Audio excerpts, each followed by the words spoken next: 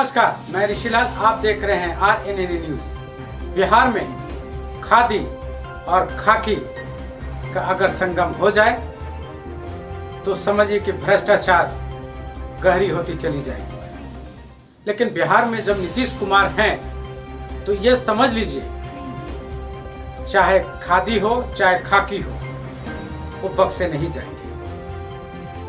लेकिन अभी हाल दिनों की रिपोर्ट जैसे जैसे आ रहा है, एक साल के अंदर में बिहार में भ्रष्टाचार की जड़ें गहरी होती चली जा रही है। मैं आज आपको ऐसी खबर दिखाने जा रहे हैं जो आप भी देखने के बाद कहेंगे, जिस IPS पर बिहार में अपराध को रोकने के लिए जिम्मेवारी मिली हुई है, वही भ्रष्टाचार में संलिप्तता मिलते चले जा रही है। हाँ, मैं ऐसे 5 IPS अधिकारी के बारे में मैं आपको आज बताने जा रहा हूं कि बिहार में भ्रष्टाचार की जड़ें गहरी होती चली जा रही है।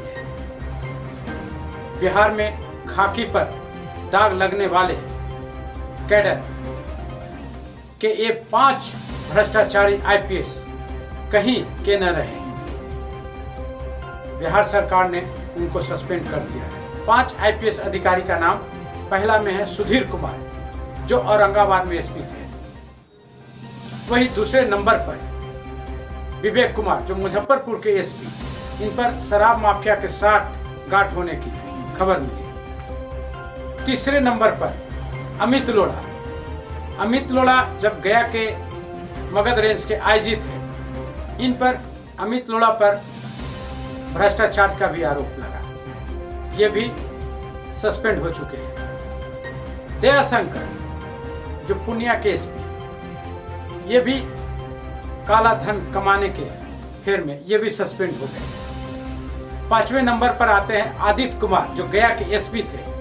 बालू माफिया और शराब माफिया जिनकी गठजोड़ था, जिसमें ये अभी फरार चल रहे हैं, जिस पर आदित्य कुमार ने माफिया के साथ मिलकर बिहार के जज बनकर DGP को फोन करा। ये भी इन पर एक मामला बना। कल तक ये IPS अपने जूनियर यानी थाना प्रभारी, DSP, ये सबको रौब दिखाते थे। आज IPS थानेदार के सामने सर के बोझ से दबते चले जा रहे हैं। ऐसे अधिकारियों की संख्या बिहार में दिनों दिन बढ़ती चली जा रही है। ऐसे में हम आपको 5 ऐसे अधिकारियों का नाम बताएं जिसमें 5 IPS भ्रष्टाचार के गंगोत्री में बहते चले गए, जिसके वजह से आज बिहार के पुलिस महके शर्मसार है। देखिए एक खास रिपोर्ट। सबसे पहले इस लिस्ट में 5वें नंबर पर IPS सुधीर कुमार पोड़िका की बात करते हैं। भ्रष्टाचार की चपेट में आए सुधीर कुमार पोड़िका तब औरंगाबाद के SP थे। उस समय औरंगाबाद समेत उनके कई ठिकानों पर एक साथ छापेमारी की गई थी। ये छापेमारी अवैध बालू खनन मामले को लेकर 27 जुलाई 2021 को की गई थी। उन पर आरोप लगा कि अवैध बालू खनन रोकने के मामले में वे अपने जूनियर पदाधिकारियों पर कंट्रोल नहीं कर पाए। सुधीर कुमार पोड़िका पर लगे गंभीर आरोपों को लेकर उन पर 24 अगस्त 2021 को विभागीय कार्रवाई करने का आदेश जारी किया गया था। साथ ही उन्हें निलंबित कर दिया गया था। दरअसल जिस दिन उनके यहाँ छापेमारी की गई थी और उसी दिन सरकार ने उनके खिलाफ निलंबन की कार्रवाई की थी। खास बात की, सुधीर कुमार के अलावा जांच एजेंसियों ने उसी दिन IPS राकेश दुबे के कई ठिकानों पर भी रेड की थी। उनके खिलाफ भी कई तरह के आरोप लगा था। अब बात करते हैं मुजफ्फरपुर के तत्कालीन SSP विवेक कुमार की। ये इस लिस्ट में 4थे नंबर पर है। विवेक कुमार पर शराब माफियाओं से साठगांठ के आरोप में उनके ठिकानों पर 2018 में छापेमारी हुई थी। तब उनके सरकारी आवास से कथित तौर पर अवैध AK-47 राइफल के भी मिलने की बात सामने आई थी। 2007 बैच के IPS अधिकारी विवेक कुमार तब मुजफ्फरपुर के SSP थे। तब उनके खिलाफ आय से अधिक संपत्ति यानी कि DA मामले में SVU की टीम ने छापेमारी की थी। ये छापेमारी 17 अप्रैल 2018 को हुई थी। जांच में उनकी वास्तविक आय से 300% से ज्यादा की संपत्ति का पता चला था। जांच एजेंसियों की इस कार्रवाई के बाद विवेक कुमार को सस्पेंड कर दिया गया था। अब बात करते हैं तीसरे नंबर की।